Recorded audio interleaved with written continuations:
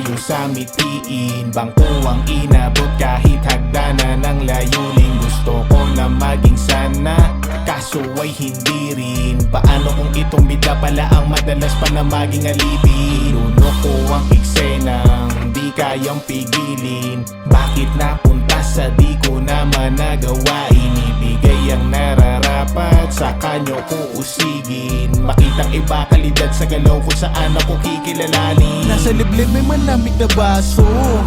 Buhay magara, pwedeng pakiabo sa akin na lempo.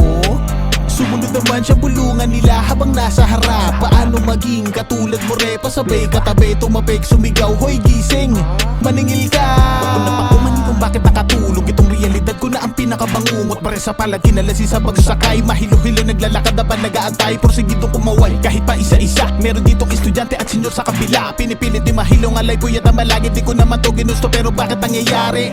Paano kung iwan ko na itong kalagayan na di ko ginusto? Buhay ng lagi laman itong isip ko, saan talento ko ay agresibo. Hawak ang mikropono tulad ni Idol, maging kilala na isang huwaran. Makitang dito talaga ako mahusay kung saan di pwedeng sabihin wala lang. Nilunok ko ang eksenang malayo sa mitiin. Bangko ang inabot kahit hagdanan ng layunin. Gusto ko na maging sana, kaso ay hindi rin. Paano kung itong bida pala ang madalas pa na maging alipin? Nilunok ko ang eksenang di kayang pigilin. Bakit napunta sa di ko naman nagawa? Inibigay ang nararapat, sa kanyo ko usigin. Makitang iba kalidad sa galaw kung saan ako kikilalanin. Sa dami ng mga naging galos sa aking kamay at ang aking paa, lalo pa dumagdadag ang bawat sakit, habang di iniinda ang mga sugatan nakabuka. Pila-pila mga karne ko nabubuhatin, tapos sa mga timbang ay mabigat pa sa akin. Para ba problema ko ang kilo na pasanib, puro lang pagtaka hindi nakakayanin.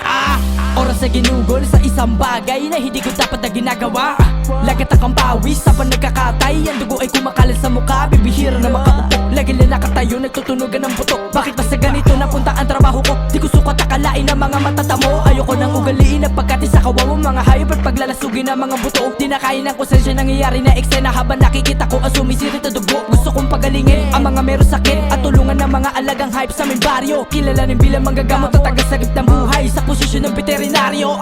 Pwede kung depende pero di ako dyan pwede. Gusto ko maging ako kahit di tapatan ng lente. Huwag nyo nga akong laitin sa hindi ko naman linya. Panoorin nyo na lang kung saan to nagiging bida. Nilunok ko ang eksenang malayo sa mitiin. Bangko ang inabot kahit hagdanan ng layunin. Gusto ko na maging sana, kaso ay hindi rin. Paano kung itong bida pala ang madalas pa na maging alipin? Lunok ko ang eksenang di kayang pigilin. Bakit napunta sa di ko naman nagawa? Inibigay ang nararapat, sa kanyo ko usigin. Makitang iba kalidad sa galaw kung saan ako kikilalanin. Pwede kung depende pero di ako dyan pwede. Gusto ko maging ako kahit di tapatan ng lente. Huwag nyo nga akong laitin sa hindi ko naman linya. Panoorin nyo na lang kung saan to